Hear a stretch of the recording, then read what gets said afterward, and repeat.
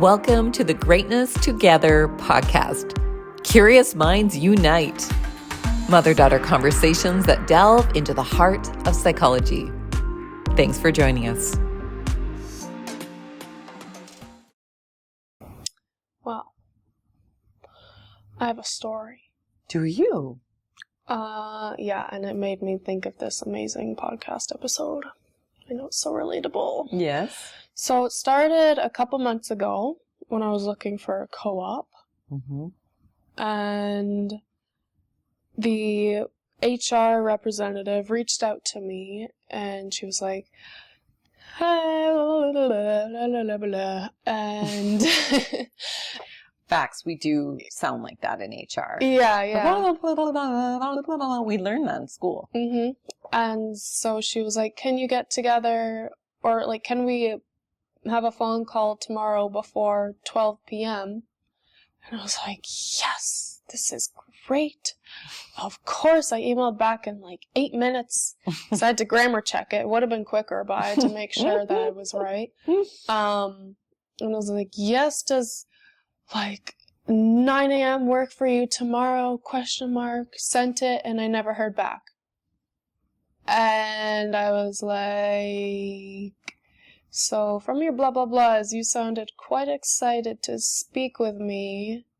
And I hadn't heard much response from the other people I was applying to. So I was like, this is it. This is going to be my summer. It's going to be great. Never heard back from her. And so I was like, I should probably follow up. Yeah. And so, good for you. Anyways, actually another place that I am currently going to do my co-op with, the amazing Community Living Hamilton. Yes. They responded literally just in time, and so I set up stuff with them and then turned into this amazing, actually signing off on opportunityness. Yes. Don't ask me to make that a more clear sentence. And more, they actually had multiple phases, but they carried through the phases and they didn't ghost you. Mm-hmm. And so it made me think, like, why, like, I would never take this type of treatment from, say, like, a date. Like, if they reached out and I got back to them and they never got back to me, I would be like, get out of here. I don't have the time, day, or friggin' care to speak with you if you can't even answer my text.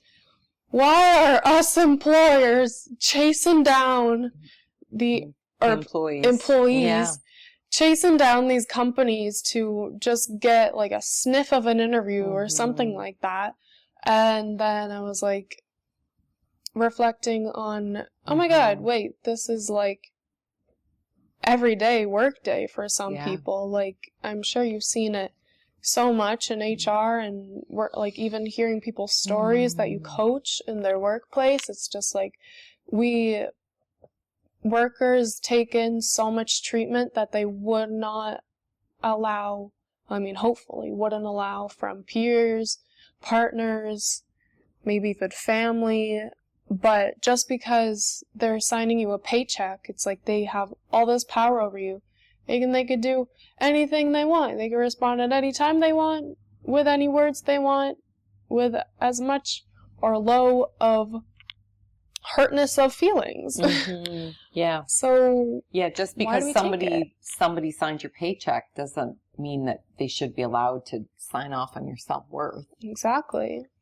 Well, and it similarly, especially during the Great Resignation, so that time period when there was a huge need for employees and the shortage of employees for the number of positions, employers similarly also said that, why are people ghosting us? Why are they saying they'll come for a job interview, not showing up? And that they would hire somebody. They go to all the time to schedule them in, to train them, or to give them a mentor, and then them not follow through. So there's this interesting ghosting that can happen on either side of things. Because, and your point's so well taken, we never put up with that kind of treatment of friends. At least I hope we wouldn't. Friends or a partner or a potential, boyfriend, girlfriend, partner. And so the question is, like, what's okay? Is this a form of disrespect? And what can we do about it? To your point, I would see the extreme versions when I was working with teams that were imploding, or when I would do disruptive physician coaching when I was in the hospital. Yeah. So these would be incredibly talented physicians, some of them top of their class, like the people that you would want working on your issue. But the way in which they treated the other members of the healthcare team was so toxic and so terrible. Yeah. They do an investigation. The investigation would substantiate that their behavior was not okay, and they'd have to work with me. Yeah, I've even seen videos of like healthcare residents who are like shadowing like a surgeon or something, and they're being treated terribly, but they've literally spent half of their life, probably more than half their life, behind like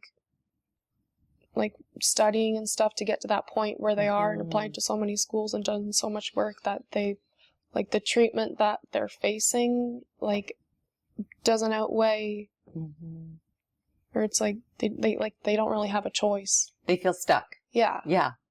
And it's so funny that you say that. Not funny, haha. That would actually be, when I would get into it with the physicians, that would so often be the case, that they were so badly treated when they were medical students, and then they were residents, and then they were clerks, that became part of how they function, how they survived. And I will say, in looking back, there was a double standard. The male physicians that behaved badly, there was a much higher tolerance for that than the women. I had more women that I coached for disruptive physician, even though the ratio of women to men was much different. But when I look over my career at the number of physicians who have been investigated, or we explored their role in a toxic team, it was across genders. So we have kind of like a bias towards women, there being a much lower bar for women behaving disrespectfully. So I think it speaks to your comment earlier, that of your own experience early on in your career journey. You haven't even finished school yet, and you're already seeing this. How do people treat prospective employees? The way we treat people early on is how people start to expect to be treated. And employers who are frustrated by employees not being loyal, part of that is probably because they are not being treated like more than a number or a transaction by other places. That could be part of it. And we also need to have accountability on both sides. Like we should treat our prospective employers and our current employers, and similarly our employees and prospective leaders, if we want them to advance, in a way that is respectful, mutually respectful. And that includes being responsive, getting back to you, but generally being accountable, right? And that is, the more we tolerate bad behavior and we expect it in an ecosystem, like, physicians being treated badly, and then they grow up to become physicians who treat other people in a disrespectful way, that becomes a toxic expected practice, which is actually not okay. When we have when people are applying for a job, and they're very rarely anybody gets back to them, or they say that they're going to get back to them and they don't actually do it, and that becomes acceptable. What makes that okay? So what do we do about this, Simone? If you could fix that, that would be great. Yeah, I'm gonna chop something up really quick, and then I'm gonna solve this whole global issue right now on this couch. Good. Well, I would say noticing it like early on, like I did. Like I saw that the employer who didn't get back to me like, I wasn't even working for her at that point, and I'm like, wow, I'm kind of glad you didn't get back to me. So it kind of like dodged this bullet. Like, maybe that would have led to a plethora of issues. Love that word. Yes. I don't even know if I'm using it right. Yeah. An abundance, so many problems. Yes, plethora indeed. Yes. And I know the job market's really tough right now, like, especially finding student placements and stuff. So I would say, like, if you notice some of these issues, like, early on, like, try to stay away from them. But I know there's not many options, which also is a big reason for, like, some of these unhealthy workplace issues and stuff, because people really just don't have options. Just like when you were saying about the medical students, they've got all this time and money and attention and focus and giving up so much to train. They feel like, well, I guess I have to put up with it because I'm here. And it's like a tricky thing to kind of face, because it's not like you can just go up to the extremely respected and successful surgeon that you're shadowing and be like, hey buddy, if you don't treat me right, they'll be like, okay, leave. Like, there's 18 people who want to be in your spot right now, and they're the ones evaluating you usually. Yeah. Same with your boss. If your boss is not treating you well, they're the ones who do your performance appraisal. There's a lot, like, the hierarchy piece that you're bringing in is real. It's very true. But really just manage, like, noting it, like, observing it, and if it gets, like, out of hand, like, there's always another job, blah blah blah, there's always another I think it's like awareness, right? It's like intentional awareness, reflecting, does that work for me? Is this healthy? Giving feedback where you can.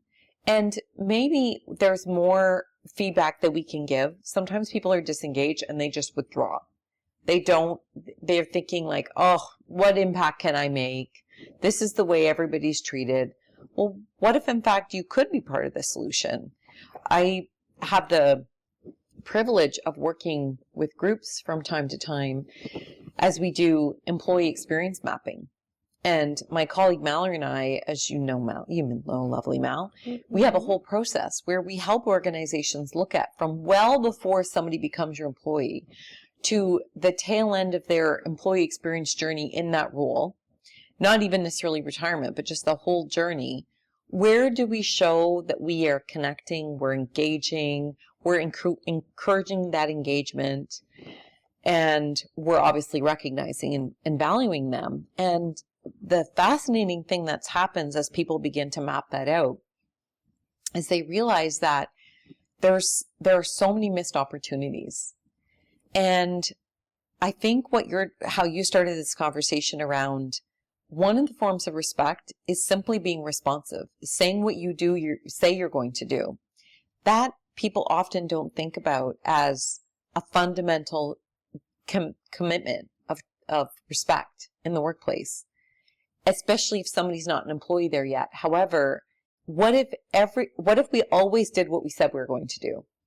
And from the minute we make a promise to prospective employees right through to, and all the things that we promised an employee and all of the things that we say we espouse to in an organization, like values, if that were to the best of our abilities consistent, then that communicates a message.